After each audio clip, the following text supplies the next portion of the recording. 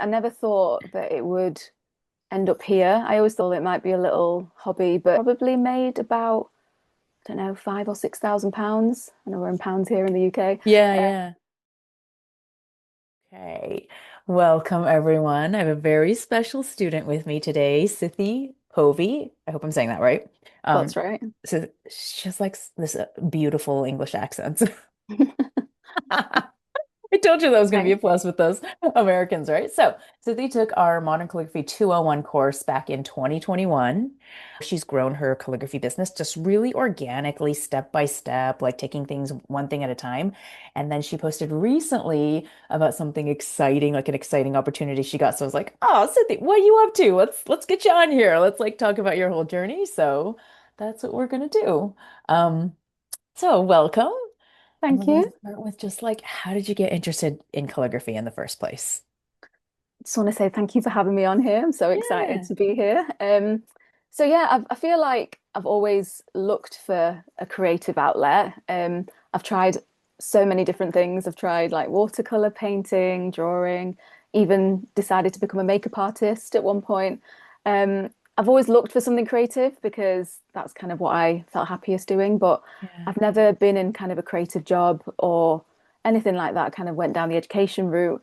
Um, and then, yeah, I was just looking on Instagram one day and came across brush lettering and was instantly hooked watching the videos and thought, this is something that I definitely want to try.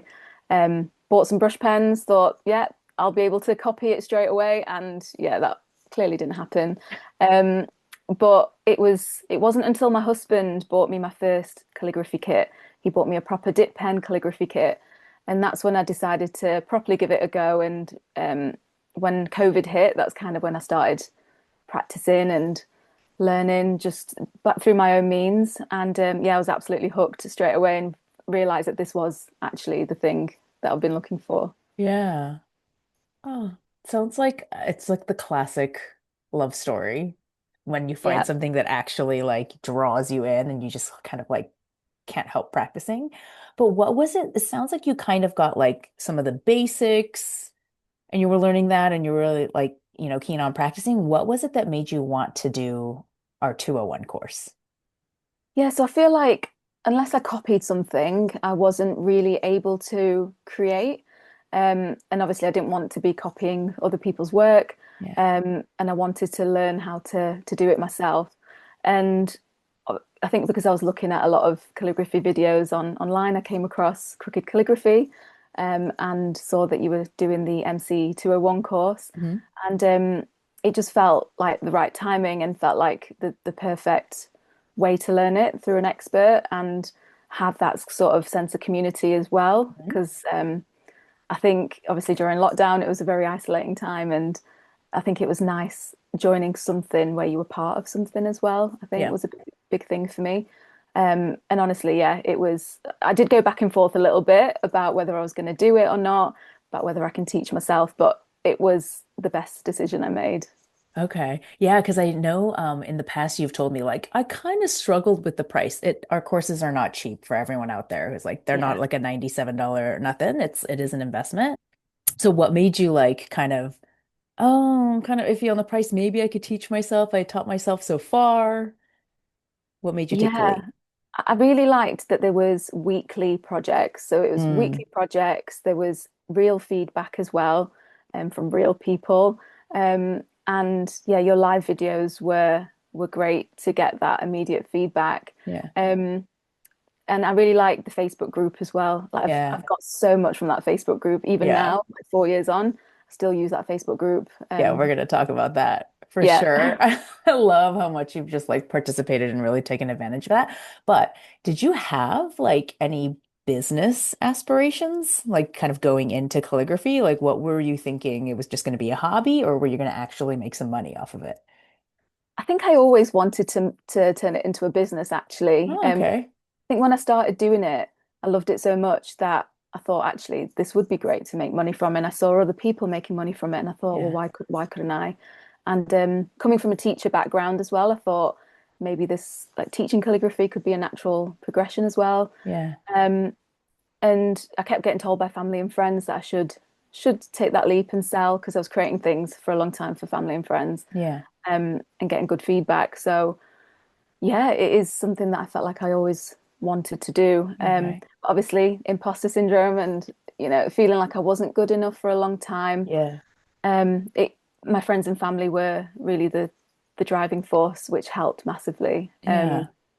And decided to take the leap and open an Etsy shop. I think a lot of people probably started with an Etsy shop, and surprisingly, it took off. And I was selling a lot of like name cards and table numbers and that sort of thing. Okay.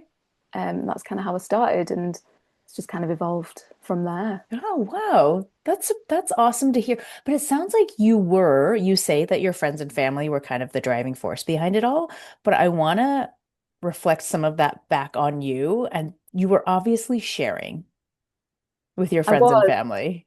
yeah, I was. I think I was offering things. So, like Christmas, I was offering to make Christmas cards or baubles or Yeah. I'd always make birthday cards and for different occasions. And that's when people were saying, "Oh, this is really good. Why have you thought about selling this?" And Yeah. that's when it made me think, and I thought, actually, maybe I could sell this. Um, and the same with teaching workshops as well. I thought, well, if I've got a teaching background and I've got this skill, then surely I'll be able to teach. And actually, it was something that you posted, Sheena, that really resonated with me. You Mhm. put something like, if you're good enough to sell your calligraphy, you're good enough to teach Mm. calligraphy. And I was like, you know what? I'm just going to do it. I'm going to just give it a go. And Yeah. I've taught probably over 10 workshops since then. Nice. Absolutely love Cool. Well, doing okay. it. That's super exciting. And I know you have some workshops in like coming up too, and I want to hear all about that. But I kind of want to back up a little bit and just kind of you know, hear a little bit more about where your business started because that's where so many people get stuck. So Yeah, first of all, I want to tell all of y'all out there that you don't need to be going out all like flashy website and all salesy and stuff. Like you just need to share your stuff with your friends. Like be excited about it, make stuff for people. Don't be afraid to like share photos, give presents to people, and that often will kind of be the start of something. But you, I think you had mentioned like maybe a friend asked for a commission. And that that was was kind of, right. yeah, like one of your first sales. Tell us about that. Yeah, that was it. So it was a family friend, and she reached out and said, "Oh, I've seen that you've been posting some pictures and videos of you doing calligraphy. I absolutely love your calligraphy style." And she said, I was wondering if you could write a poem out for me. And it was a Mhm. poem that was read at her wedding. And she wanted it written out in calligraphy for an anniversary gift for her husband. Mm. And I thought, I'd never done anything like this before. And I thought, should I do it? Should I say I can't do it? Should I? I don't know. I was going, yeah, a lot of things were going around in my head, but I decided to do it. And I'm so glad that I did because Yeah. it took a lot of practice. It took a lot of tries to get it right. But yeah, I did it and she was really, really happy with it. And I think that was probably actually one of the first times I thought that I could sell commissioned items to people I Yeah. don't know.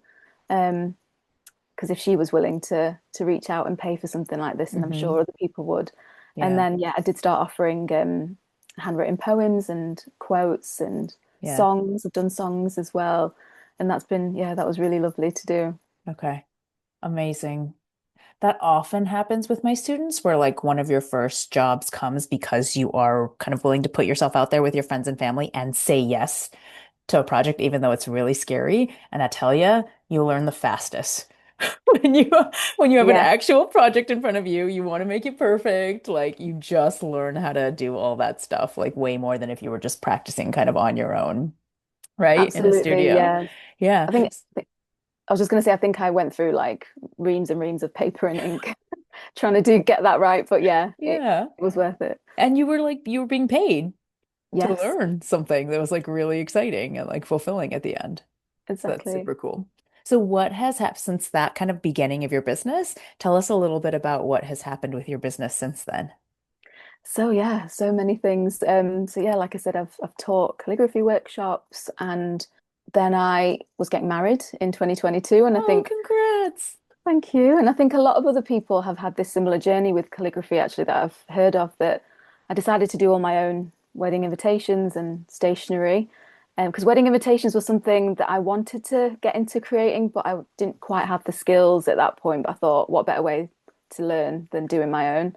it was a lot of work and it was a lot of stress, but I'm really glad I did it. And again, everyone commented on how great everything looked. So I created all the kind of signage on the day and um, all the little like name cards and table numbers and menus and that sort of stuff. And Yeah.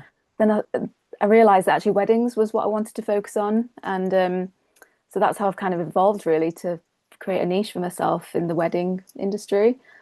So yeah, I've rebranded, as you mentioned earlier, I rebranded a couple of times, and my last rebrand was towards the end of 2023, Hmm. um, and that's where Amara was born. So yeah, I decided to focus on cultural weddings as the niche really, and Yeah. focusing on invitations as well as on the day signage. Yeah. And I've taken other courses since then, and Hmm.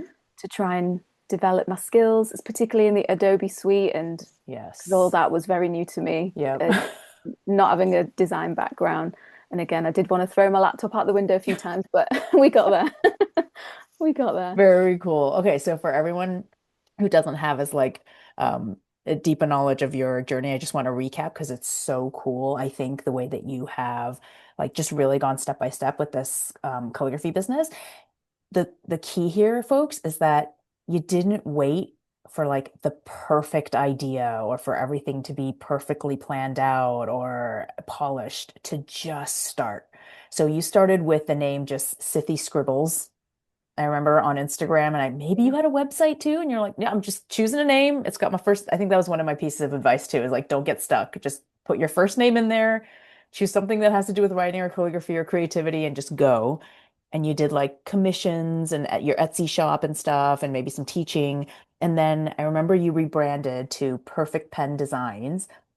And that was definitely a step up in like your logo and your color palette and your website and stuff. But then it sounds like at the end of maybe after another year, you really decided like through all of this actual like business stuff and work to where you wanted to focus in on.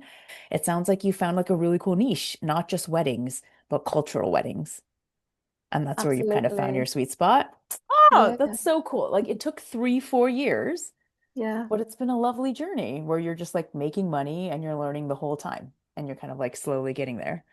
Yeah, absolutely. I feel like I'm glad I took the time to figure out what I actually wanted to focus on and what I Yeah. wanted to do. And yeah, obviously you learn so much within that time. And it's really nice to see where I started and where I've ended up Yeah. now doing something that actually resonates with me and feels like me as well. Yeah. Yeah. Yeah. Yeah. Because I remember, I think you had gotten your first paid commission like fairly quickly after you finished 201, but Yeah, then you weren't rushing to get to like a particular goal. You were kind of taking it step by step, and now you've gotten here.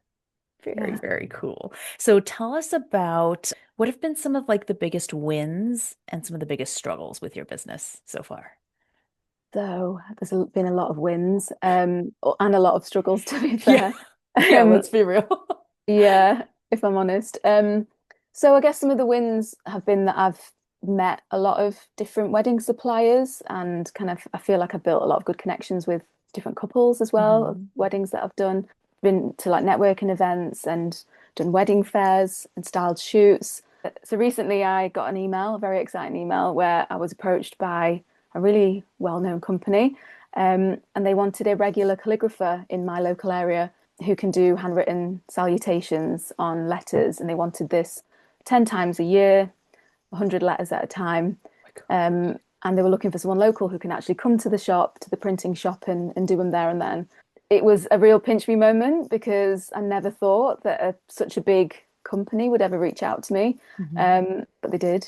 And I was able to send them a proposal, and it's all very official and very professional. And yeah, I'm still waiting to hear back from them, but I've got everything crossed that they say yes. But even them approaching me, I feel like was yeah, such a great feeling. Yeah. And yeah, I'm just really excited about Yeah. it. And whereabouts are you? What kind I'm of in general area? Sheffield in the Okay. UK, third or fourth biggest city outside Okay. of London. There's not a lot going on, even though it's quite big. Yeah, so it was quite surprising that they wanted someone in my area. Yeah. Well, I mean, when I read that, I was like, it just goes to show people still value, there are companies out there and people who really still value the handwritten, something that looks like it was produced actually like one at a time by a human hand, and they're willing to pay for it. But also the fact that that's not what you were putting your calligraphy out there aiming No, for, but you did find your niche and you're just out there sharing, the thing that you love to do. And then a company saw it and wanted to apply it for their own uses. So that's just like a benefit of kind of finding your niche that you can really talk passionately about and show up consistently for, and other people will find you for other things. So I just thought that was, absolutely, yeah, yeah. such a cool example of that. How about struggles? So I think a big struggle has been finding the clients, the customers.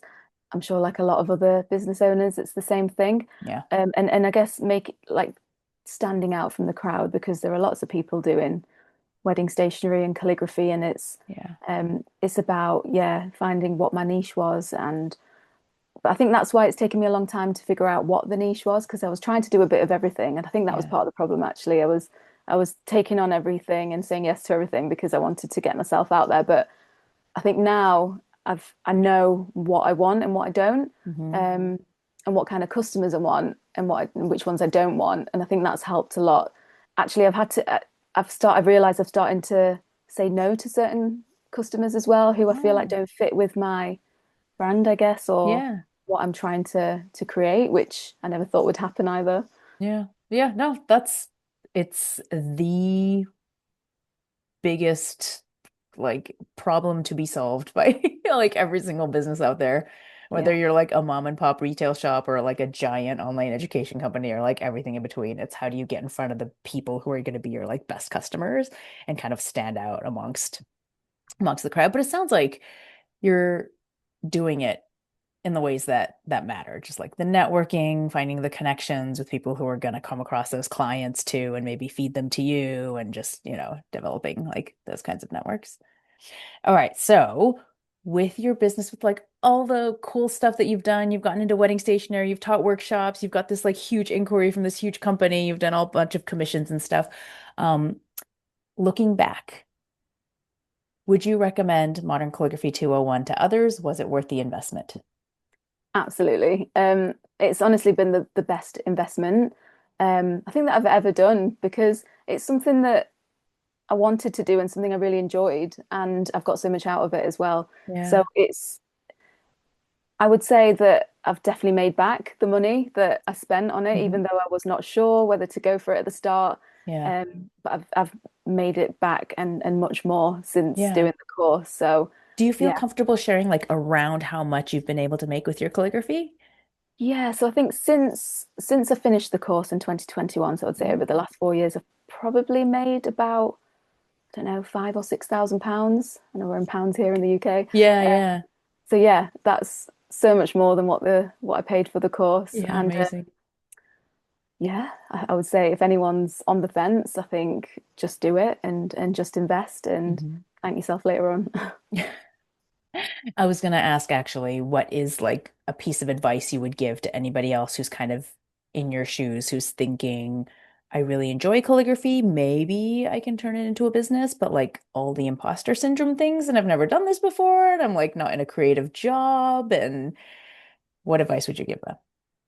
I would say, firstly, I would always say try and learn from the experts if you can, rather Mm, than trying to do it all on your own. It'll definitely save yourself a lot of stress, yes. and money and time. And the other thing is that if you feel scared of doing something, do it anyway. Um, and that's been so crucial for me because I've had so many meltdowns, to my poor husband, not knowing whether I should say yes to a project 'cause I feel like I'm not good enough to do Mhm. it. But every time I've kind of just done it anyway, even though I've been scared about it, and it's always paid off because I feel like saying yes to it has helped me step up to the plate and kind of develop those skills quickly because I've had to. There's so much stuff that like you honestly you don't know if you can do it until you actually do it. Exactly. And Yeah. then you find out after the fact, like, oh, it turns out I could do it. That's cool. And then if you never try, you just kind of never stretch to that, to that new understanding of yourself. Yeah, Very, exactly. And very cool. And I did want to mention, I said I was gonna come back to this, but our Facebook group, one other piece of advice I would give y'all is like take advantage of community. That's with our calligraphy courses 101, 201, our business course, you get to be inside this basically alumni group. It's probably like 3,000 people strong at this point. But the cool thing about it is that it's been in existence since like 2018. So you can like literally search up anything. And I just remember you actually, Sithee, like in there going like, I got asked to do this. What do you think about charging this amount? Like what kind of pen would work? And then sharing the final result and just getting like so much support from people. That is a lot of people overlook that as like a really key component of like what it takes to get you to keep showing up and keep going for it and finding the courage. And like it's not just knowledge and experts, it's community. So I just wanted to throw that into Absolutely. there. Yeah, I Yeah. would definitely agree with that. That Facebook group has been invaluable, and Yeah. just knowing that I can just reach out to you or your team as well Mhm. directly, and you're always happy to help. And I know that you often reply to the messages that I've put on there and give your advice. I think that's been so helpful. Even like I Yeah. said, like 4 years down the line, I can still put wins on there or struggles, and I know Yeah. that I'll always be able to have that community. Yeah. Yeah. So one final question, and then I'll ask you to share your information. Um, what do you think has changed about you as a person since you've like been on this calligraphy journey? Good question. I would say I'm definitely more confident in my calligraphy ability. Um, and yeah, and I think just going back to that community and just making sure that I'm talking to people and that yeah, I'm learning from others that are also in the same sort of situation as me. Yeah. It's pretty cool to look back. Like there are days when I kind of feel like I should be further along or things aren't going the way that I want them to. And then I do this exercise of looking back. Like if you looked back at pandemic Sithee, just like playing with her brush lettering, and then you fast forward and look at yourself now with your like logo in the background and you know how to make these gorgeous invitation suites. Yeah, I wouldn't have believed it. I Yeah. hon- I honestly wouldn't have believed it. I never thought that it would end up here. I always thought it might be like a little, side hustle. It might be a little hobby, but I didn't think it would develop this much. And the fact that Yeah. now I'm delving into business calligraphy and brand calligraphy, and hopefully engraving, which I've been learning as well, that I Yeah. didn't think that it would head here. And I'm just excited to see what else is going Yeah. to come up. Very, very cool. Well, thank you so much for Thank sharing you. your story and for like continuing to post in our community. I want to make sure people know where to find you so they can go follow you and just like follow along on your journey because it's obvious you're just continuing to grow and like try out new things. So it's Designs by Amara, right? Design by Amara. Design, yeah, design underscore by underscore Amara. That's on Instagram. That's on And the Instagram. website is Design by Amara, all one word, .co.uk. That's right. Yeah. Correct? Okay. Everybody go follow Sithee, watch her journey, give her some support. Let her be an example that like you don't have to have everything figured out right away. Like, follow your curiosity, show up, like ask questions, allow your community to help you, and like say yes to things.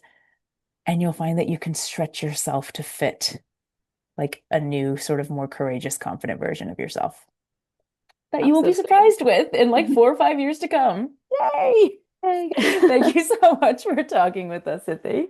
Oh, thank you so much for having me. It's been great.